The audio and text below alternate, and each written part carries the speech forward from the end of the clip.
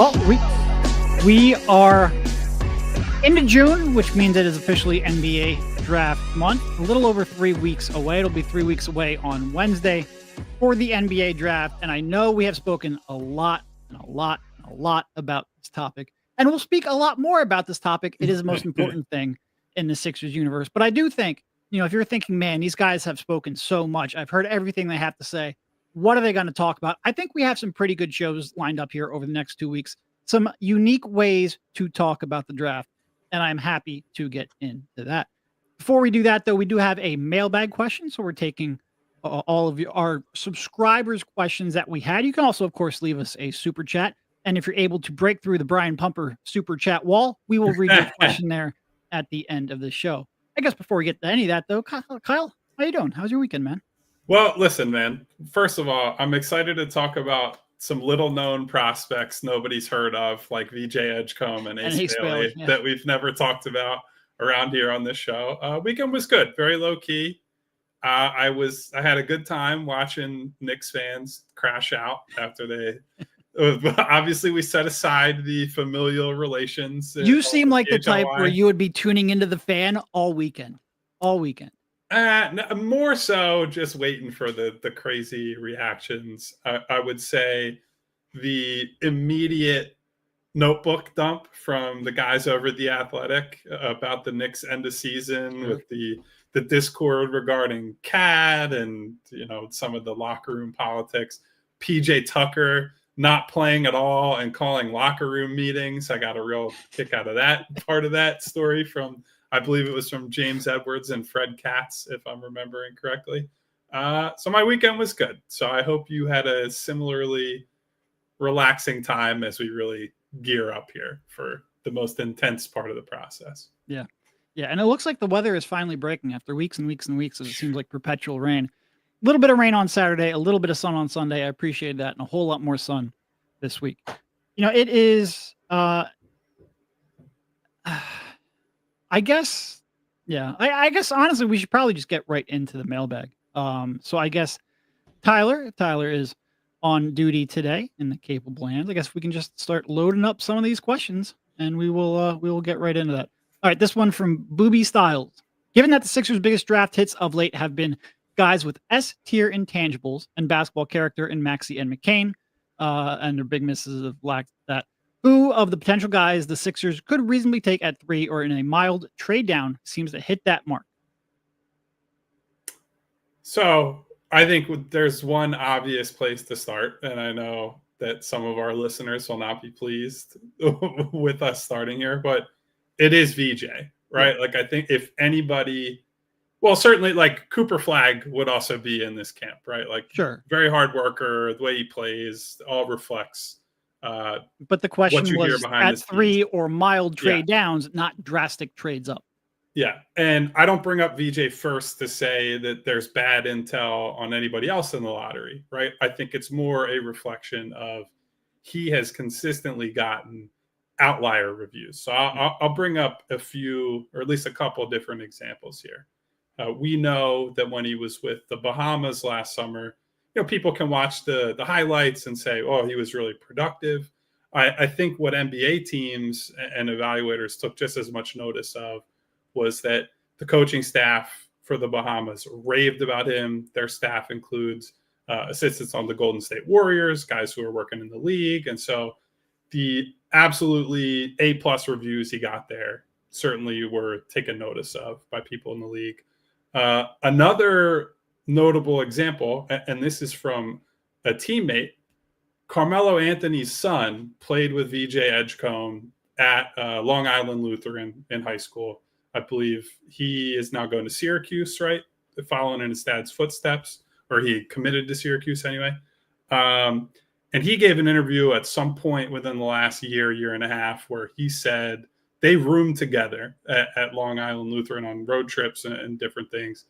And he said, just the level of professionalism and detail from VJ day to day. So how he preps for games, down to like his dietary habits in high school, were super professional, to the point that they were above and beyond what he was taught by his dad, a future Hall of Fame basketball player, like soon to be Hall of Famer Guys who are very, very decorated, all NBA, Olympian, all that. And so those are examples of like VJ has set himself apart, right? Now, I do think there are a lot of other guys that have set themselves apart too, Derek. Are there any other guys that you've heard particularly glowing stories about at the top of the class? Yeah, and I do think that is probably the right way to phrase it. Like, Ace Bailey gets really good reviews and Yeah. pretty consistently good reviews. Nobody is saying that like Ace is a bad worker. That's not something, you might question his shot selection or his decision making, but I think everybody believes that he is going to put in the work. It's just that VJ gets like tremendous reviews and consistently tremendous reviews. I think the way that you phrase that in terms of outlier is right. So I think that's probably where you would start. I do think Khan Knippel gets similar reviews and has always throughout his high school days.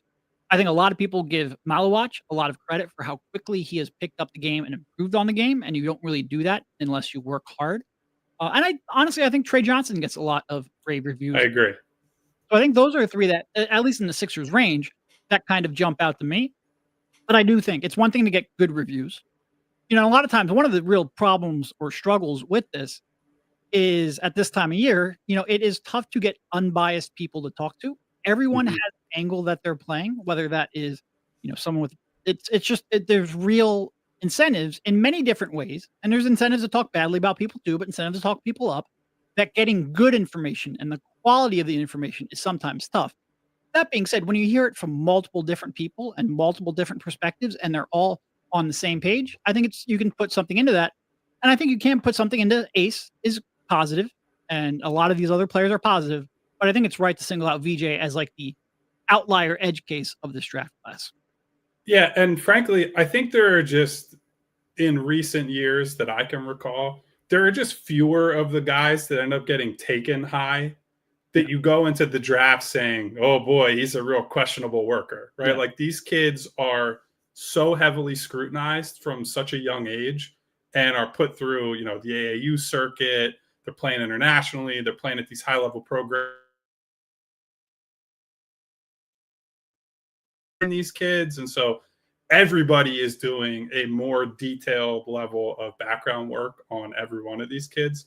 So I just don't think that you can even be in these conversations without having like a certain bar that you clear as a worker. And so because, we have to do this every time we talk about VJ, like the Ace side of things, let's talk about another part of the intangible question, right? So like, I think Ace's interviews at the Combine raised a lot of antenna around the league, or even just like people having opinions online and whatnot. And probably the more negative side of that discussion, there are absolutely people in the league. If you're an Ace person or someone who's inclined to be an Ace person, you see that confidence and you say, he's got a better chance to be a star because being a star requires a level of belief that is, in many cases, bordering on delusion, right? Or maybe just is straight up delusion, right? To play in some of these markets and to be a featured player and to be able to take in the scrutiny that you get, you have to have this kind of unwaverable confidence and belief. And with Ace, it's not like the tough shot thing, right? That part of that interview he did at the Combine. There is certainly a big part of that is tied to the work, right? Like the reason that he is confident is that, yes, he has taken thousands of reps of these shots. I have absolutely no doubt from talking to people who have been around Ace, from just like, the average scout intel or person around the league, like he is absolutely a hard worker. I don't think there is anybody who would dispute that he's put in a ton of time in his craft, right? It's just that VJ, whether you compare him to Ace, whether you compare him to Knippel, Maluach, any of these guys, he is just like that much above those guys. That doesn't mean he will succeed more than those guys, or that it's just that a lot of teams say we're betting on the hard worker. Now, who would be, are there guys, Derek, maybe at the back of the lottery or maybe back of the first round that in trade down scenarios you think would fit this billing? Like anybody obvious that jumps out at you based on either just like scouting them tape wise or talking to people? That's a pretty good question. Obviously, you haven't dug into uh, those guys quite as deeply as we have because obviously the third pick is a huge freaking deal. I do think one of the reasons that Cedric Coward has, you know, jumped up draft boards the way that he has, he's still kind of all over the place. Like I've seen some people argue he's a top 10 pick, certainly a lottery pick. I've seen other people have him deep in the first round, but I think he's made some real progress over his 3-year college career. And I think people really look at that. I think Carter Bryant gets pretty rave reviews. He's not like a late first round guy, so he doesn't really fit the bill here, but I think he gets those kind of reviews.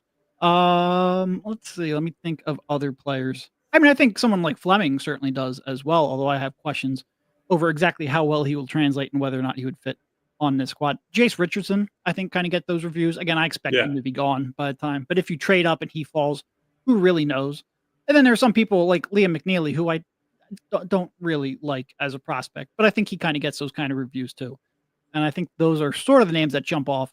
But also like I have heard no problems with Drake Powell. Like I think he has a guy who certainly plays a game hard every time he's on the floor, has improved his shot over the last couple of years.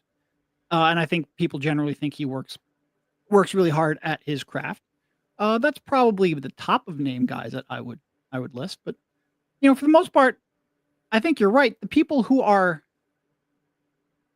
moving up and towards the top and improving at their craft, they tend to be pretty hard workers. I think that that is certainly true.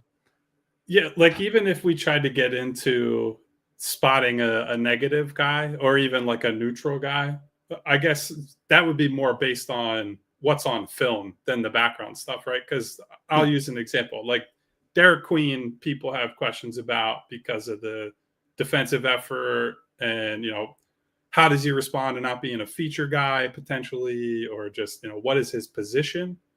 But in terms of like personality and commitment to craft, and certainly last season he dropped a ton of weight and was open about the fact that like, hey, look, I know I have to make a step up in competition, and showing the self-awareness. Like I got to get my body right. I got to keep continuing to build on myself.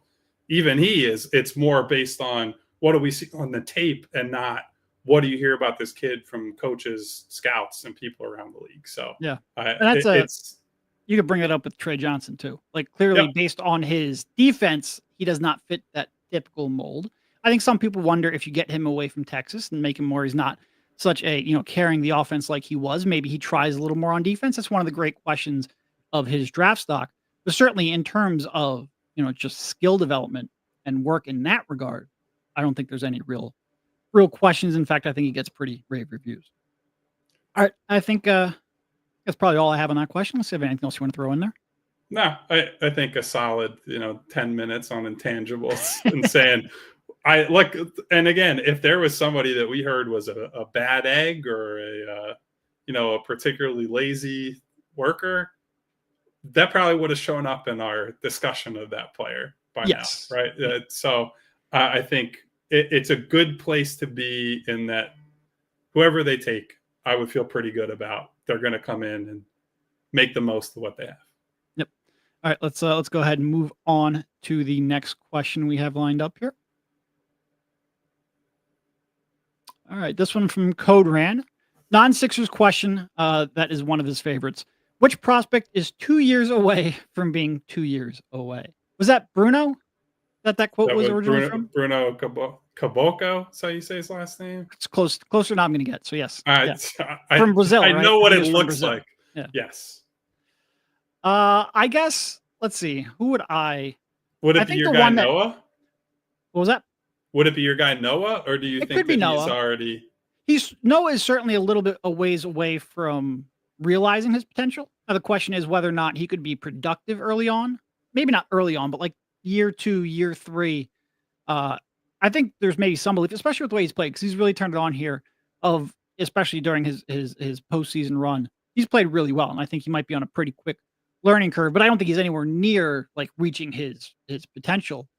I would say of the top 10 guys, maybe Maluach is the one who might struggle a little bit out of the gate, and people might question. It is a little bit easier for a rim protecting big man to make an impact early on. So that's the only reason I wouldn't fully commit to Maluach being the answer for this. But I also think just in terms of being positionally sound, staying out of foul trouble, although he did a decent job of that. And just really his offense coming around to a point where it is playable, especially if he doesn't have an elite lob thrower like Khan Knippel there to spoon feed him. It might take him a little bit of time. I think that's probably where my head first went on this. Did you have any other real thought? First of all, it's a crime that Devon's not here for the lob throwing to mention on the show, because that's his favorite part of any basketball game. I tend to agree with that, right? Maluach on the defensive end, I think there's some automatic utility, right? Even if he has not mastered all the fine details of pick and roll defense, he's just so huge that he's going to dissuade a lot of guys. Like we saw it with Joel Embiid throughout his career. Sometimes there are just guys that are so big, you look at them and you're like, yeah, you know what? I don't really feel like driving at that guy, right? And there's going to be a little bit of that with Maluach. Maybe you heard him with the pull-up shooting type of stuff, but there will be ready-made defensive and even like some offensive stuff, right? Like he will be a good play finisher basically right away, again, because he's huge. But if you're talking about all the things that people are trying to use as justification for taking Maluach, like top 3, top 5, right? Yeah. It would be, well, I think he can be a stretch big eventually. And that is, there's just no sample, right? Like the touch looks good. The free throw indicators are good, but he's just not taking those shots. And so that's going to take a while. He is not somebody who play makes, right? He is a guy that you just want to get the ball as close to the basket as you can and say, dunk that thing or take a quick layup, and that's all we're going to ask you to do. You're not asking them to make advanced reads out of the post. You're not asking them to be a short roll guy, and that's fine. But he's just so new to basketball relative to a lot of these guys that it's not an insult to him to say it's going to take him some time to pick up some of these finer details. The guy who has played basketball for 5 years is not a controversial selection to pick as the one who might struggle early on. I think the other ones I would throw out, especially if we start talking about the 35th pick, I think Noah Penda, a wing from France, I think he's got some work to do, both with this shot, but also with his handles. You know, I think he's got a lot of, there's a lot of interesting tools. I think he's got a chance to be decent at a lot of things, like and be real versatile in that regard. But I think he's got progress he's got to make in pretty much everything before he's really effective in any one area outside of maybe perimeter defense. So I think he's got some work to do, and that might take some time. Ben Suraf, not the Sixers are probably going to pick him, but he is a point guard. I think he's also got some work. A lot of it's going to come down to the shot as well. And Hugo Gonzalez, which is another European from Real Madrid that we talked about a little while ago. A chance to be a real defensive force on the wings, but does need to. A lot of it's going to come down to young players with the shot, especially if your offensive game is relatively limited, which if you're being projected in late 20s and early 30s and you're an elite athlete, you're probably got some work to do on that shot. Otherwise, you wouldn't be projected in the late 20s and 30s. But those are the people that I have. Well, here, I'll throw another guy in there just because he's so young. More on the high end of the draft is Jeremiah Fears, right? Yeah. Like, I think he's so young, right? And at that position where you have to go through just thousands of live ball reps as the leader of an offense to finally find that sweet spot of, okay, what's the risk reward factor on this pass, right? Because we love that Fears can hit home runs as a passer. We love that he looks for them and that he can unlock defenses in that way. But there are also just times where it's like a little discretion would probably help, right? And because he is smaller, you know, his windows of like what he can see, the passes he can make are not the same as a guy like a Dylan Harper who can see over the defense or even like a Cooper Flagg, although probably not going to be as prolific of a ball in hand playmaker type of player. Yep. I just think Fears is the prototype of a guy that's like, he's going to have to go through a couple years of fairly high turnover basketball while he settles into NBA speed. So I still think he's very skilled for his age. And I think we're pretty big believers in him at the NBA level, but he is, you know, he's going to have to take his licks for the first couple of years. We'll say that. Yeah. And besides being, you know, young, and he's like, he was what? I think he was 17 at the start of the college season. Yep. 18 now, obviously, but 17 when the season started. Besides being really young, he's also just really skinny, and he needs to get on that cheeseburger diet pretty quickly. Until that happens, he's going to be, it's hard to be I've a been there, playmaking. brother. I was 18 and you could have put a Kevlar vest on me and I probably would have weighed like 160 pounds. So I wish I still had that problem. But until that happens, I think, especially for a dribble drive guard like that, and one who throws his body around pretty recklessly around the rim and is able to get the free throw line, it's going to take him a little bit of time to fully translate. I agree with that. yeah, but All right. love his game. Love his weird name, but love his fearlessness. Absolutely. I think I had him 6th on my latest big board, which you can get at allphly.com. Will and I actually just released a new mock draft. We had Will select at number 3 for this one so that I could stop getting yelled at for 1 minute. And we also made updates to our draft book. So allphly.com to check that out. I guess you want to talk about some of our friends and I'll get back to the mailbag. Yeah, we'll be back in just a moment. After I tell you about how the low prices are blooming at Ashley. So I want you to spring into savings with our friends at Ashley. Save up to 50% off on living room, bedroom, and dining room furniture. You can have it all delivered for free, plus get long-term, no-interest financing, and save on top-brand mattresses, get free delivery setup and removal. Please do not wait. You want to spring into savings now at Ashley, South Jersey, and Philadelphia. Guys, we're in June, right? It is outdoor furniture season. You want to make sure that you have things to, whether you're trying to host people, you want to have a nice little grill night on a nice day like today, cook up some burgers, and then sit at a nice table or whatever outside. Ashley has you covered on that front for sure. So you get financing with approved credit. Minimum purchase is required. Some exclusions may apply. See store for complete details. Hurry to Ashley. Visit ashleyfurniture.com for more information. And I also want to make sure we tell you about Rothman. I might not quite be Devon's level of injured, but I have unfortunately gone through my fair share as well. So let's talk about getting you back to what you love. If you're a weekend warrior or just trying to keep up with the kids, you know how tough it is when your body doesn't cooperate. That's where Rothman Orthopedics comes in. Whether it's pain from playing your favorite sport, an old injury, or just age catching up.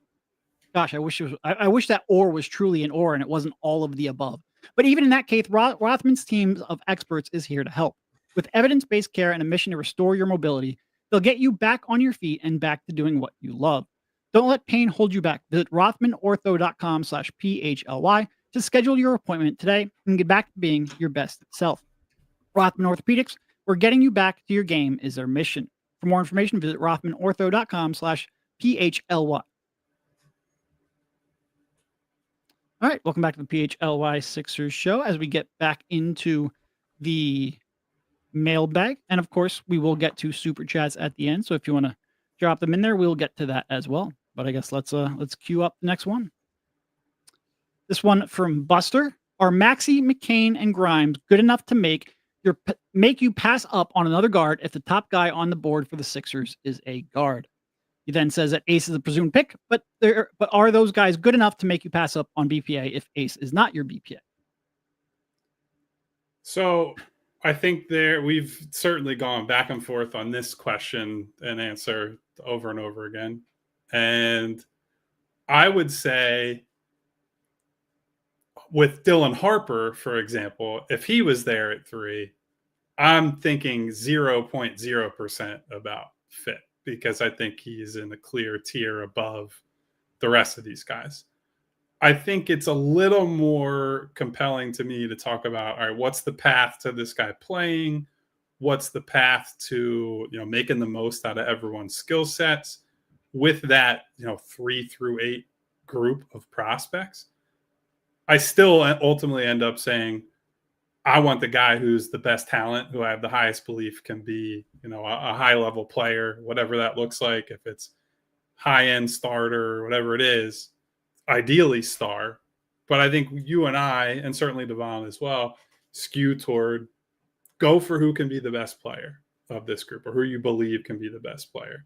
I don't think, I've said many times, I'm not anchored to Maxey McCain as a long-term backcourt. I don't need to, rehash that whole thing today. But I think generally this high in the draft with this unique of an opportunity, you have to try to just get the guy who in 5 years is going to be the best player of the group. Yeah. I think it's also like there's levels to it. right? How much confidence do you have in them being the best player on your board? How much confidence do you have on them being a decision maker? And also, like, when you talk about fit, how bad is that fit? Like, the fit between Dylan Harper or VJ Edgecombe, you can live with that in part because you have confidence that either one can play with both of those players can play with Maxey or McCain. You might not have confidence that you can put all three of them on the floor, but you have confidence that you can at least pair Harper or Edgecombe with either Maxey or McCain. So that makes it a little bit easier to balance those minutes and to get value out of having all three on the roster. But if you talk about someone like, Trey Johnson, I have a little less confidence of that. And because I have less confidence that Trey Johnson can play with either Maxey or McCain, then Trey Johnson I have to project him as a significantly better player than Maxey or McCain to really make sense. If I don't see a long-term fit where he can play next to either one of those guards, you've got to believe that Trey Johnson is going to be the best player out of those three and pretty comfortably. Mm-hmm. And I think that's just a tougher bar to clear. And that's honestly one of the things that I'm really struggling with Trey, because I do think Trey has some star equity that intrigues me, but I have to be pretty confident in that because I don't see how he could play alongside either of your two kind of cornerstone guards. And then there's the far end of the spectrum, which is Jeremiah Fears. And I have questions on whether Trey Johnson can play next to Maxey or McCain. Pretty serious ones. I have almost no confidence Jeremiah Fears can play next to either one of those. Like, I just think you're going to get shredded in the playoffs defensively. And so because of that, even though I've got Jeremiah Fears, pretty high on my board, I just said 6th, I don't really feel like I can take him because it's just you really have to completely blow up your roster to accommodate him. And maybe he gets to the point where I've convinced myself he has enough upside. There's still 3 weeks left before the draft, but it's just there's because of there's different levels of whether or not they're a bad fit and whether or not they're playable. There's then different bars that they have to clear, and that's sort of the way that I look at it. Yeah, there's a difference between the minutes are crowded, but we can play combinations of these guys, and these 2 or 3 players absolutely cannot play together, right? Like that's an important distinction. Yep. And on the other side, like the question was about the guards, but like with Embiid, for example, the organization is still acting as though he is an integral part of their plans for the foreseeable future. And if that's the case, you absolutely can't take Maluach, right? Maluach is a guy that can play 0.0 minutes with Joel Embiid. And whether there's value in having an understudy and a long-term piece or not, that's one where it's like you can only take him with a 3rd overall pick if you believe in your heart that Joel Embiid is just absolutely toast, right? And certainly there are a lot of people who are in that mindset, right? Who are pro Maluach for that reason. So I think that's an example of the extreme end of the spectrum, as you said, Derek, right? There are other, if we go in the front court, there are other guys where we would say, Derek Queen is kind of a hybrid fit there where he could play some 4, play some 5, although neither one is especially encouraging. You look further down the board and you say like CMB, what can he do as a, hybrid? Like there is utility next to and without Embiid on the floor. But yeah, there is absolutely a tier system here, right? And that's why I think there are so many people who are less about, best player available right now that say Ace Bailey's path to playing time, regardless of what you do, is just so much cleaner, right? So you could say, I have if you're an Ace Bailey believer, you have the highest upside belief in him of these guys, but you also can try to accelerate his development because you don't have to say, oh, I'm juggling Ace Bailey's minutes with Jared McCain or Tyrese Maxey or Quentin Grimes. They're not competing for the same spot on the floor. So you can right away give him, 25, 30 minutes a game, see what he's got, and say, you just have as much opportunity as you can handle physically right away. Whether that's the best thing for Ace or anybody else is another story, but it is the clearest path to developing this guy sooner than later. Yeah. And Igavini and Hedva, the Yang gang of our group, bringing up a good point, though. Like when you're talking about a 35th pick, that equation changes pretty drastically. Like I'm way less worried about fit with the 35th pick. I just want a guy who I believe. So if that's a big man, especially because quite frankly, you need some big man depth. You have I mean, Andre Drummond is still technically on the roster, and he has a player option, so you kind of expect him to be, or at least to opt into that. You have Bona, obviously, but you wouldn't mind, especially depending on what happens with Yabusele. But even with Yabusele, like we saw his limitations at center, you wouldn't mind some more center depth. So even if you're not confident, like someone like Yang, I don't think Yang could play next to Joel Embiid. I think it would actually be pretty tragically bad. But because you need those minutes, and frankly, you're just trying to pick someone with upside, he's definitely in play. Whereas, the scrutiny with the third pick is way, way higher for sure. And I would just put a bow on this conversation with this. If the Spurs go off script at 2, doesn't matter who it is, and I'm the Sixers, I am immediately calling the pick in for Dylan Harper, right? I'm not thinking twice about it. Yep, 100%. All right, let's move on to the next one here. This one from Supra.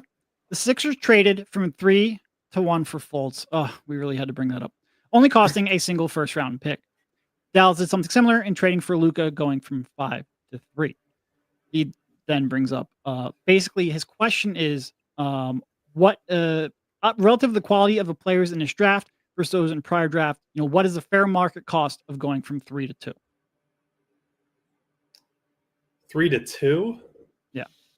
I think he mentioned 3 to. I tried to summarize his because it was pretty long. I think he mentioned 3 to 1 then as well. I think he brought up both hypotheticals. Probably a valuable unprotected future first would be my guess. From 3 to 2. Is that in the Clippers pick? Right? I think if that's probably. If that's all it is, I'm comfortable doing that. I am. I would agree. Now, when you start including McCain, when I start getting a little uncomfortable. This is also always dependent on the exact team, right? Because the Spurs are not a Utah Jazz, Charlotte Hornets, whoever team that are missing their foundational building block, right? So they can just say, we just want to accumulate more stuff. We feel pretty good about whoever will get at 3, and we already have a lot of guys. Like, there are a million ways they could go with that. I think if you're a more talent-strapped team at 2, you're saying, I'm not giving this up for almost anything. But I think the Spurs could and maybe even arguably should say, we'll just take on some extra stuff, and then you're loaded up for whether you want to go get Giannis, another young star. I don't know. But I don't think it'd be crazy to say 3 and the Clippers pick could get there. I think getting to 1 would cost you an absolute fortune. Yep. No, and I think that's probably good because, he brought up a couple of examples. The Tatum one, and Tatum was a unique situation, right? Boston had Tatum ranked as a top prospect on the board. Almost nobody else did. I went back recently because I was trying to compare where I had Tatum ranked. I actually had Tatum ranked 5th. It was not as low as I thought. I dropped him a little bit with the Sixers because I was worried about fit. Doesn't matter. That's not the point. Point is, I then went back and looked at where everyone else had him, and he was pretty consensus, like 4 through 6 range, at least in the publicly available mocks. And I don't think any team was going to take him number 1. So they didn't feel much urgency to, their bar of we're going to give up the number 1 pick wasn't as high. They didn't need to get as much back because they felt comfortable he would be there at 3. So the fair market value of that trade is less because there wasn't as much risk in Boston dropping down. Luka was weird because I still don't entirely know how people talk themselves out of Luka coming into that draft. Like, there was some, he's only shooting in the low 30s. Well, his shots are impossibly tough. Like, just watch the shots he's taking. You're not going to worry about the 3-point shot. But regardless, like, a lot of people talk themselves out, so it didn't cost as much to move up as you would have expected. But my point is, it's very context dependent. And I think the context changes. Like, I think there's a pretty significant difference in evaluation across the league of the 2nd to 3rd ranked prospect in this draft. And I think there's a very significant jump when you start talking about the 1st ranked prospect in that draft. So yeah, I think, it all comes down to one team's evaluation. It doesn't really matter what consensus is in this spot, especially when you're talking about only moving up 1 spot. So it's really hard to say because it all comes down to Spurs. How do they have Dylan Harper and Ace Bailey or the field ranked? And it's tough to really say. I do think trying to, like I said earlier, if it's about going up to 2, I would give up that Clippers pick. I would hesitate on McCain. That's kind of where my line is. With 1, I just don't think it's feasible. Like, he would be run out of town if the Mavs trade that pick. Yeah. Well, so related question. Obviously, Dallas just cannot trade that pick. But if you take Wemby out of it, Flag is regarded as the best prospect since who?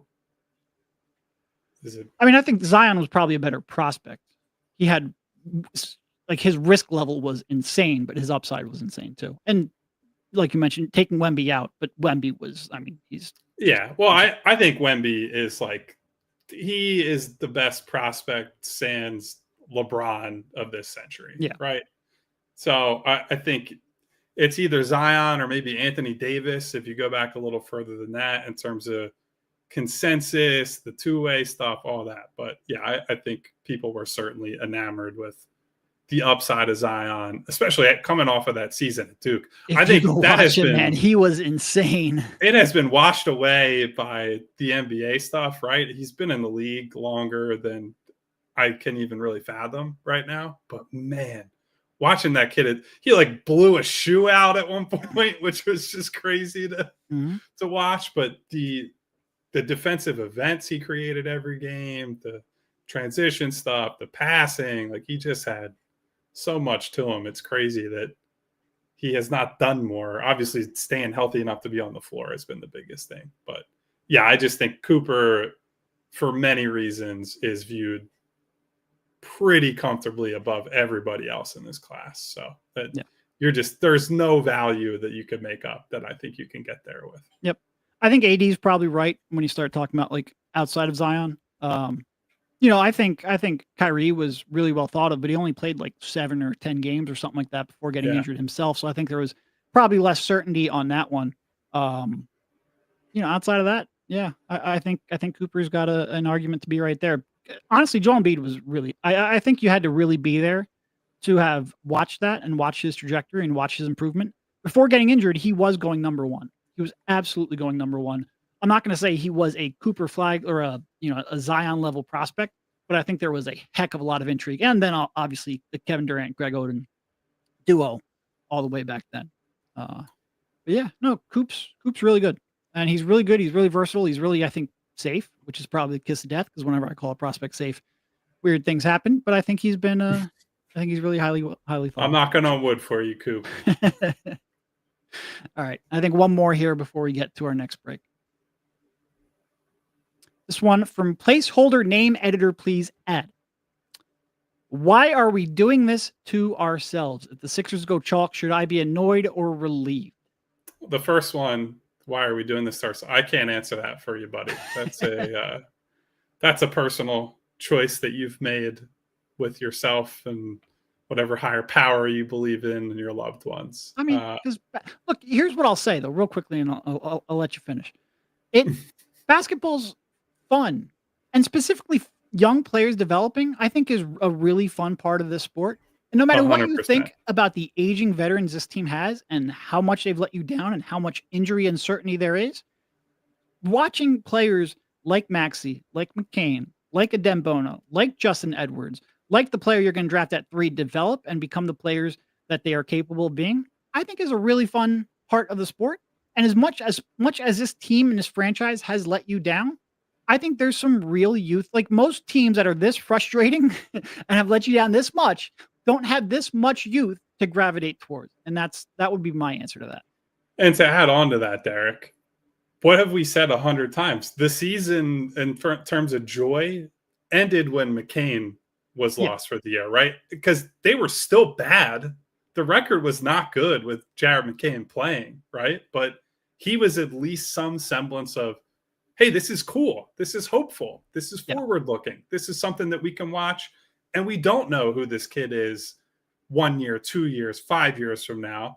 And he represented a form of positivity. So that's why you do it. Like, there are all different ways to have fun. It's prospect development. It's hoping that they eventually compete for a title, obviously, but it's a million different things.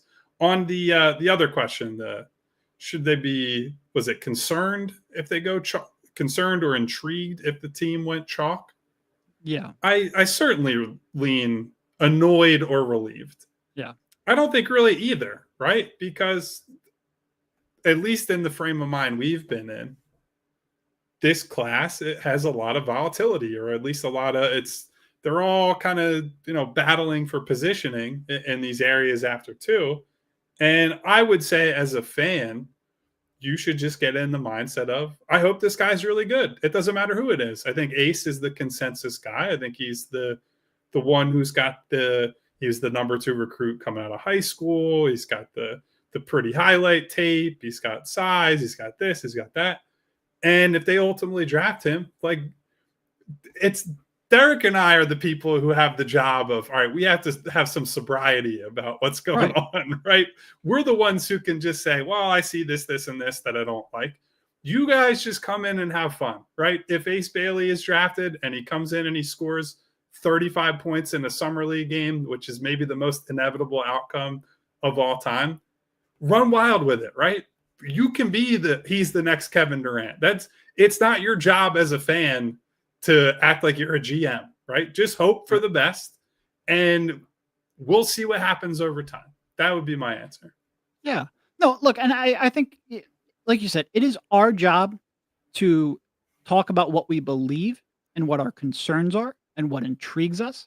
Like, it's our job in part to be skeptics, because you're trying to find, especially when you're talking about draft prospects, you're trying to find, like, all right, well, what could get in the way of them reaching their potential? What could limit them? What do you have to consider when you're trying to build around them? Like, that's part of our job. And, for you as fans, you're just gravitating towards hope. You're gravitating towards upside. You're gravitating towards all of that. And it's fine. Like, we should have a little bit different perspectives. And I think you can definitely, whoever they take, even if it's somebody who I don't necessarily believe all that much in, we don't have to name names. You can all figure it out. You as fans should have hope because they're clearly talented. I would sort of request that, if you have a different perspective than us, maybe rather than calling us idiots all day, you just respectfully disagree, but that's fine. End of the day, you are going to have hope regardless of who they draft with this pick. Absolutely 100%. Just have fun. I think as we've moved into the social media era and the impact of, rings above absolutely everything has kind of killed people's joy for the sport. I just want people to get back to, in many different ways, it's a game, man. And you're watching this because you love basketball, or you love Philadelphia, or you loved Allen Iverson, or whatever your reason is. Have fun with it. This stuff only has the amount of meaning you put into it. So if this is going to be something you spend a lot of time on, show some joy, right? There were people who were like, I can't believe Kyle was yelling and screaming about the Sixers keeping their pick. Brother, like, we're talking about basketball for a living. It's never that serious, right? So I was excited for us, for our ability to, like, have something fun to talk about, whether we agree, disagree, debate, whatever.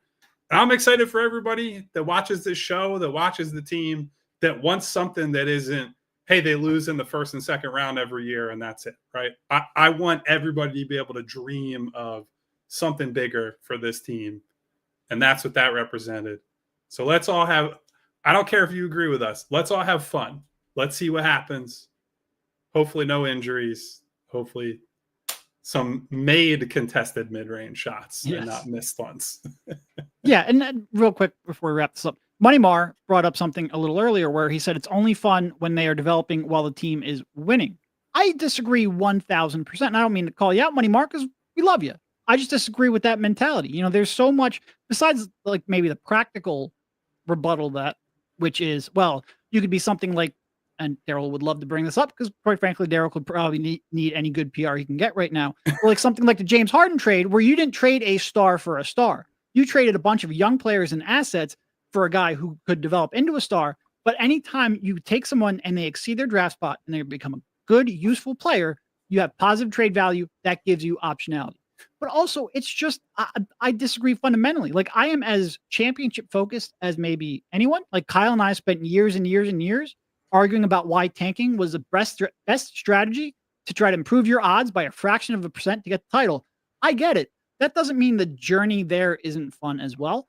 And a lot of players will develop on losing teams and go on to lead winning teams. Like, very few players step into the league and start winning right away. And I think we've lost focus of that a little bit just because we had those expectations with Embiid and Paul George, and we've, expected winning now. Just because you're not winning now doesn't mean that Jared McCain can't be a great player 5 years down the road. Nobody enjoys the journey anymore, Derek. They're just stuck on their iPads. Get off my lawn, etc. Yep, 100%. All right, I think we are overdue for a break, and then we'll get back to taking a couple more of your mailbag questions. Guys, just like your favorite team needs a home court advantage, your home needs home floor advantage, and Empire Today can help you get it. As Derek has told you many times, Empire Today has flooring experts, dedicated flooring professionals who focus on flooring every single day. That's the difference between going to Empire and going to a big box store. At a big box store, you wander the aisles, you're taking the materials home yourself, you got to find an installer, you have to coordinate everything. Empire sets it all up for you because this is what they do. They live and breathe flooring. They'll be with you every step of the way. Whole different ball game. They're flooring experts. Bring the showroom right to your house. You get precise measurements taken, all your questions answered. You can pick the right flooring and the right colors for your space because you can see how it looks with your furniture and your house. With Empire Today, you get clear, upfront, inclusive pricing. Plus, you can schedule installation as soon as the next day. You don't have to wait. That's a great thing. So schedule a free in-home estimate today because some things are just better at home. PHLY listeners can receive a $350 discount when using promo code PHLY. You heard right. A $350 discount with the code PHLY. Restrictions apply. Visit Empire Today/PHLY for full details. We also want to tell you about Bet Parks Casino. And one thing that we love about Parks Casino is the Bet Parks app. All the games we love to play in person at Parks Casino, like pop culture slots, roulette, cards, dice, games, and more, can also be played on the Bet Parks app. Parks Online Casino has the games you love, whether at home or on the go. Download the Bet Parks app and create an account today to receive an offer you can't pass up. New users are eligible to receive up to $1,000 cash back if you are down in the first 24 hours after signing up. Bet Parks Online Casino is available to Pennsylvania, New Jersey, Maryland, and Michigan residents. Terms and conditions apply. Parks Casino, this is how you win. You must be 21 and over. Gambling problem, call 1-800-GAMBLER. All right, welcome back to the PHLY Sixers show. Before we finish off the mailbag, we also want to make sure to remind you about the PHLY Golf Outing, the second annual golf tournament at Jaws Valley Bork Country Club, presented by Xfinity on June 14th from 2 to 7 p.m. You can play in a foursome. I know Tyler is going to be playing Fran Duffy, Jamie, and I believe our own Rich Hoffman will be on the links. You can go out there and play with him. If not, you can join Kyle and I, and we will be hydrating in the country club to talk some NBA draft, because Lord knows we don't do enough of that. In addition to playing, you get a limited edition PHLY golf gifts, along with some raffle prizes and some post-golf beverages and food, of course. Once again, that is from 2 to 7 p.m. on June 14th at Valley Brook Country Club. Head on over to allphly.com/events to check that out. We have a chat from Finney Chase who says, I'd love to be in a foursome with Rich Hoffman. Just going to let that one sit out there for a minute. Golfing foursome. All right. Tyler, you want to... Sorry, I had to. Moving on. Tyler, would you like to load up a chat there? All right, another one from Booby Styles. Another one. Who in this draft do you think has the potential to be the best? If he plays for your team, you absolutely love him. If he plays against your team, you absolutely hate him, guy. Come on. There's a number one with a bullet for me. It's Knipple. It's the white guy. Come on. It's like, he's just such an easy target, right? And actually, like, I think Cooper Flagg is very high too, because one, yes, very hyped white guy prospect. Two, he is a prolific trash talker, right? There were actually some, you can find him on YouTube if you guys go look. His Montverde team played VJ Edgecombe's team at one point and was beating up on them pretty good. That team was loaded at Montverde, by the way. It was like him, Newell, Queen, Robert Wright, and I'm forgetting there's one other guy that I know was a D1 starter last year that I'm blanking on. Oh, Liam McNeely was there. So they had a loaded team. They always are. And it's Cooper Flagg getting in Edgecomb's face. Like, you're not like that or something like that. Like, so he's got high potential to be. But I always, on these questions, I always defer to it's got to be the white guy. If the white guy's good enough, it's always more annoying. I feel like Yakachunas has a little bit of that trash talking game as well. Oh, the Euro white guy, the spicy white. Yeah. No, I mean, I feel like the way VJ plays could be annoying just from the defensive intensity, but he's not really like a trash talker type. I don't know. At least not in the same way as Cooper. Yeah, no, he's intense. He is constantly intense too. I'm trying to think of some other guys who might be. Honestly, I wouldn't be surprised if Fears becomes one of these guys, right? Like that type of ball dominant, just like control the game type of guard lends itself to like, especially because I don't want to say he flops because I don't think he does, but he gets to the free throw line a lot. And those types tend to frustrate you. You tend to get annoyed at people who draw fouls against you and make excuses for people on your own team who draw fouls, unless you're Vince Pellegrini, and then you hate the play style no matter what. I think I would lean toward Khan though, because just think about it. On the opposite side we've had people come in like, you can't draft a guy named Khan Knipple, right? Like, you can't get beat by a guy named Khan Knipple either. So there are definitely going to be guys who are across from Khan Knipple in a game like, this MFer named Khan Knipple gave me 25 points or whatever. Like, but then he's on your team and he catches fire, and it's like, oh man, what a luxury to have this type of player. So I think he's number one for me. Fair enough. All right, I think we have time for one or two more here before we get out of here. From Rich14, game is about buckets. What do you think the team is valuing the most for these prospects? Is it production, age, college and high school film, or physical traits? I think it's all of it. It's sort of like the show we just had on Friday, right? Where we went through drafts or Daryl's draft history. Yeah. I don't think I've said on the show, I think production rates very highly, as it should, for Daryl and for this front office. They value a good basketball player is in fact valuable. Yes. If you're a good basketball player at lower levels, Daryl tends to believe you will be a good basketball player at higher levels, right? I think certainly we've seen a proclivity for drafting guys with good intangibles and work ethic stuff. We talked about that earlier. But I don't think I think the lesson that I took away from going back through Maury's draft history is there isn't like a big catch-all, right? Like he's been pretty fluid in the types of players that he'll draft and based on situation, time, where he's selecting. So I wish I had a firm answer. Like, yeah, they'll definitely draft based on this one thing. But when you look at all these reports that are, hey, there's a new guy in play at 3. By the way, this morning, Maluach and Trey Johnson both mentioned as possibilities, and that'll probably be another show this week. But that was the first time I heard Trey as a reported possibility from somebody to the Sixers. So I think that underlines what I said on Friday, which is that they do a good job of disguising, or at least keeping close to the vest, this is what we want to do. And so we're all on the journey together, everybody. Yep. I am sure by the time the draft gets here, we'll have made about 10 names that are possibilities for the Sixers. All right. I think probably, what do you think? One more here before we close this out? Yeah, and we're going to have to get to some super chats we got a couple super chats to get to. We will get them. I 100% promise. Here we go. I was waiting for this one.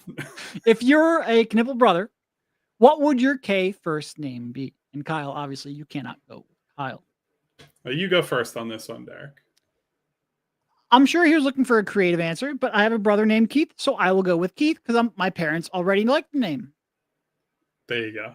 So this is definitely an unfair question to me because I'm not going to choose another K name. I'm not going to be like, hey, this name is my name better. Sucks. Let me improve on it. Yeah. This name is actually better than the one I have. So I can only. It would be like me being like, no, Derek Queen actually spells it right. No, he doesn't. And yes, he gets that dinged on his draft score because of it. So if I was absolutely forced to take another name, I'd have to choose a character from a media property that I enjoy. And I'd have to make it as insane as possible. So I know we reference the Ninja Turtles quite often on this show. Mm-hmm. Krang Knipple would be my name. There you go. The floating brain from Ninja Turtles, Krang. But no, I'd I stick don't with even Kyle. think I remember that reference. Oh, come on. You posted that in the Discord. I didn't even pick up on that. Listen, I'm gonna make sure that everyone knows who Krang is. I'll send Tyler. Maybe Tyler can just find a standard image of Krang from Ninja Turtles, and then we can. Yeah, I mean, I even looking it up, I'm not sure I recall that. See, you're not in the Ninja Turtles weeds like I am, buddy. It's been a minute, Kyle. It's been a minute. I actually just recently read, you want to get real in the nerd zone, I read the last Ronin Yeah. No, it's comic great. run that came out not that long ago, which was awesome. And I highly recommend for anyone who's old enough to appreciate the Ninja Turtles. Got to roll with Krang, though. Huh. Yeah, it's been a while. It's been a while. There we go. So Krang is the brain. I don't actually... The body that he's inside there, I don't remember his. Krang is technically just a floating brain, though. Huh. Yeah, it doesn't ring a bell. I'm surprised. I can't. I'm trying to remember like the last time I would watch like an actual cartoon. It's been a lifetime. It's been a lifetime. Yeah. All right, let's get to. There's the floating brain example for the audience at home. Perfect. Let's get started on those super chats. Can't believe this is honestly probably the most we've actually talked about the Ninja Turtles. Like we bring them up all the time. We got to do our show. We got some deep off season stuff. One day, yeah, in August or September, we can talk Ninja Turtles. Okay. You know what? Let's. All right, here we go from Dylan. When do you think individual workouts are going to start, and do you think the Sixers will get a workout with Harper? I think individual workouts already have started. Yes. Yeah. The Sixers do not publicize that like they used to in the past. You know, there were levels. Like I remember when I first started covering the league, and this is going to date me a little bit, but like we would watch the entire DeMarcus Cousins versus Derek Favors workout. Like there was a spot in PCOM that was sitting like over, you're looking over the practice facility. Like there was an upper level viewing area, and we got to watch not all of it, but a really sizable chunk of it. And then slowly that got stripped away, and you would get to talk to some workouts. And obviously Sam had the super secretive Andrew Wiggins workout where reporters were staking out to see whether or not they would actually bring him in. So Sam got a little quieter, but even then there was some discussion. Yeah. And now it's just gone. Like you don't get to hear it. Really, I think COVID kind of killed any chance you had of getting real detailed reporting on who were going to be worked out. In terms of Harper, I would be surprised. Unless there is it's sort of like the Markelle thing, where Markelle didn't want to work out for the Sixers, and then when they traded for the pick, he worked out for the Sixers. Unless there's a real traction on a trade, I would be surprised if Harper worked out for the Sixers. There's no incentive for Harper to do anything as the incumbent other than say, I'm the incumbent. So if I fall for whatever reason, I believe that I'll get taken. I'd add to what Derek said and say the most of the league has now gone to, since COVID hit, they use it as an excuse to basically kill all public individual workouts and go to a lot more of these agency controlled workouts. They're just much more common to have, like Clutch has a pro day, Wasserman has a pro day, CAA pro day, like just go on down the list of the big agencies. And so they can control the environment. Now, those workouts, if you can get the individual ones as a team, are very valuable because you can put guys through drills that they can't spend, a month preparing for this specific shooting workout. You put them through your paces and by the way, we're going to be headed to overtime here for a few minutes. So I was worried I was going to have to cut you off. No.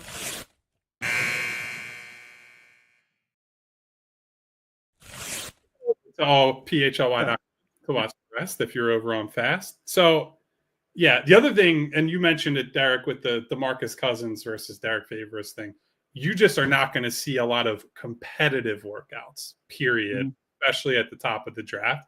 Like the fact that within the last 15 years, you had guys who were big men competing for a top 3 slot, actively competing against one another in a workout, is such a foreign concept at this point. That is, guys are doing 1 versus 0 if they're doing workouts at the top of the draft. Yep. And to what to sort of build off of one thing that Kyle talked about earlier, in the past, if you hired an agent, you could no longer go back to college. You're basically forfeited your college eligibility. That's no longer the case. So these, agents have first of all, they have more clients because it used to be like you would only hire an agent if you truly thought you were going to stay in the draft. Now everyone hires an agent. So they have, bigger client lists so they can dictate more of this draft process, which is why you get like a clutch draft workout day. So I think that's the only other thing I would add on top of that. Yep. All right, let's go on to the next super chat from Riaz. Which do you believe? Shams is reporting we're looking at 3 guys at number 3, or the latest reports that have added Maluach and Trey Johnson as well. I think the Sixers are keeping all their options open, is what I would say. So I have enough belief in the front office based on relationships and just looking at their history that they are not arrogant enough to be like, oh, we're just locked in on one thing and that's it, right? They definitely have this guy is number 3 on our board player. Like the work for teams is mostly done at this point, whereas us public facing people are playing catch up compared to what the scouting department was doing all year.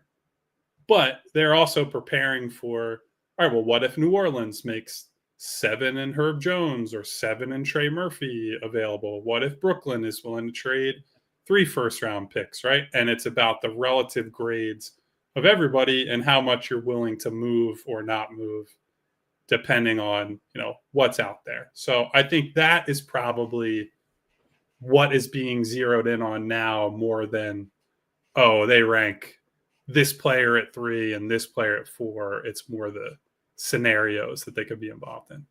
Yeah. And I guess the only thing I would really say is Daryl is unlikely to tell anyone, I am interested in this guy. It's just not likely to happen. If you start hearing a bunch of names saying the Sixers are interested in him, that leak is probably coming from agents who want to seem like their client is in demand. That doesn't mean it's wrong. It just, you always pay attention where you think that information is coming from. Like I said, it really doesn't benefit the Sixers. In fact, it probably hurts the Sixers. Sixers, if they're trying to play the game, want to seem like there's an obvious guy at 3. Yeah, we'll do our due diligence, but we have one guy that we absolutely love. Yeah. Probably the guy that the league loves, because that's how you get leverage in a trade if a team is willing to overpay.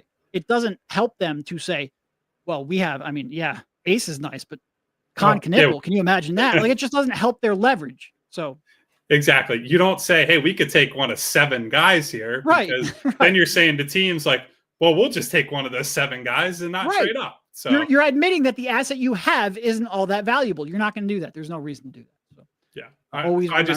I think a lot of this is people don't really know what they're going to do and filling in some blanks. But it's not to say to distrust any reporting right now, but at least be a little skeptical. That's all. All right.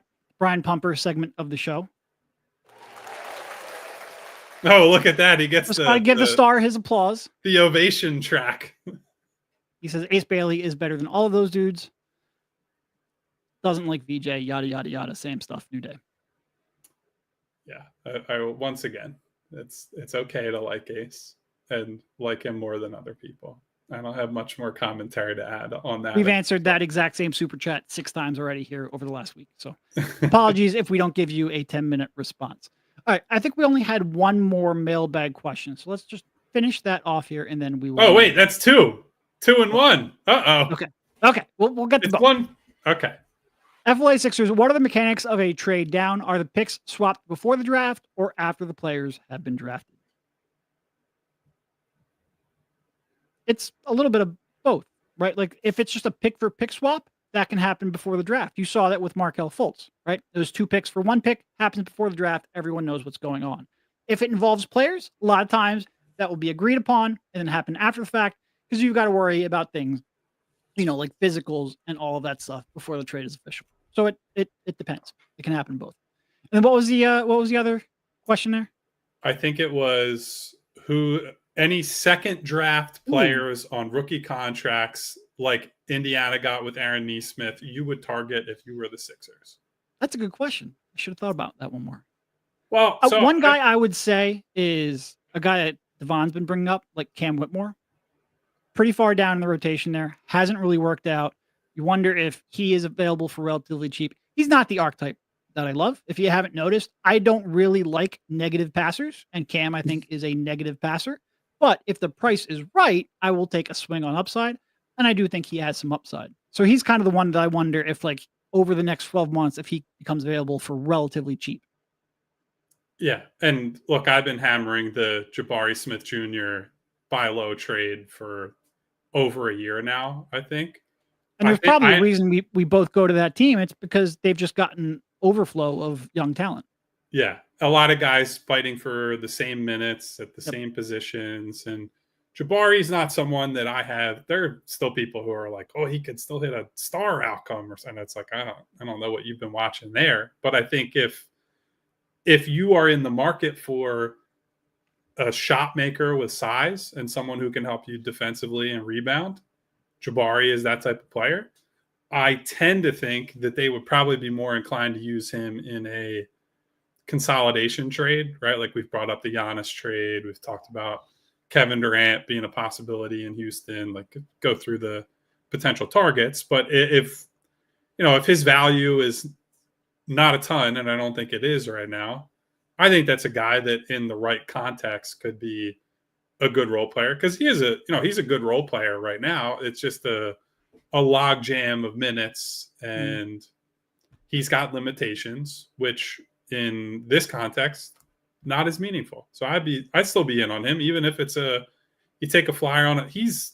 He'll be on final year of his deal next year, I believe. He was 22 draft. I'd have to double check on that. But yeah, if you want to take a flyer on him ahead of restricted free agency, I don't think that'd be crazy. Agreed. All right. I think that's probably all I have. Anything else you want to mention before we get to that world famous roll call? No. I think I'm good, Derek. Another overtime Monday with the Kyle is done talking. There's peace. Brother. Got to make sure my dog doesn't kick my door down, wanting to get out of here. Trying to keep him quiet this whole time. He's laying next to a box of hot and spicy Cheez-Its right now. So I gotta make sure he doesn't get any ideas. So yes, it's time for a roll call. Thank you, everybody, for being here today. Even though Devon has the day off, the show goes on, as they say. Thank you to our friends Money Mar, Jay of the Jungle, Jeffrey Stewart, my girl Winona, the 76 man, Mellow 3-point, Duck Holiday, Martian Lynch, 33, Bootzilla hanging out with us, Jesse Bond. We got, obviously, the king of the Ace Bailey Super Chat, Brian Pumper, coming through as always. We got Riaz on the Super Chat.